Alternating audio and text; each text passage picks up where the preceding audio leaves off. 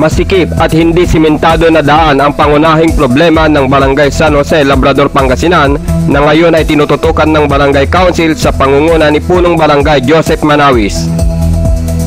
At kumustahin po natin ang inyong barangay. So, pwede po ba nating malaman kung ano po yung mga programa na inyong nilulunsad sa ngayon?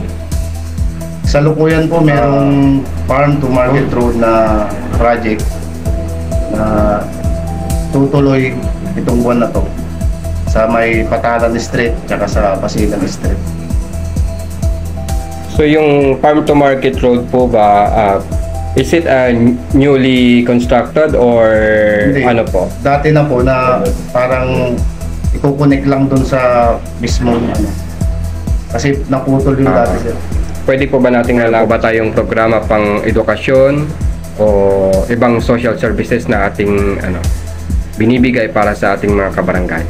Yung sa mga senior citizen tsaka yung mga feeding sa mga bata, feeding sa mga daycare na estudyante. At kinumusta din natin ang programang pangkalusugan sa barangay.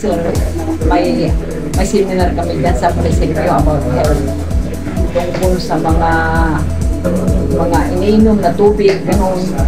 Tapos yung mga basura. Ayan ang seminar namin dyan sa munisipyo nung last week. Tapos yung mga dito sa mga pagkain ng mga bata, yung mga kwan, dapat malinis.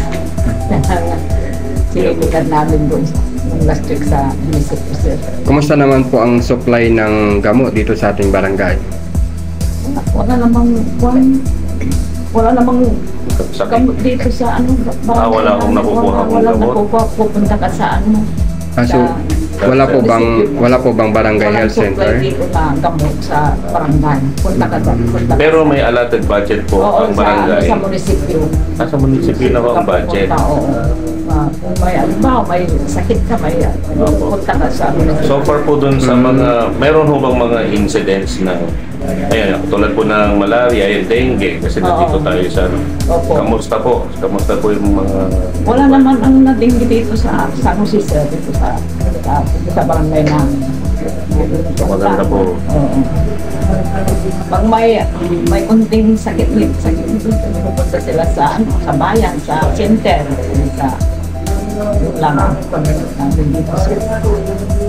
Meron po bang emergency hotline ang inyo pong inyo pong tanggapan kung sakali ang mga kabarangay po ninyo ay nagnanais na kayo po ay ma-contact in case of emergency? Opo, sir. Pag halimbawa, may ganito sakit, may pupuntahan kami. Naka-assist naman po dyan ang sir. Ayun. Tapos yung patron namin, naka-standby lang dyan. Kung halimbawa may sakit, may emergency, tatakbo agad yung kapitan. Tanging pangingisda at pagkukulture ng talaba ang pangunahing hanapbuhay ng mga residente at mahigpit din na pinapatupad ng kapitan ang no segregation policy sa barangay. Layunin ng kapitan na makapagbigay ng maayos at magandang serbisyo para sa kanyang nasasakupan. At pinakita sa atin kung saan gagawin ang road widening na nagkokonekta sa katabing barangay. At isa ring naging prioridad ng barangay ang paglalagay ng mga solar lights sa daan.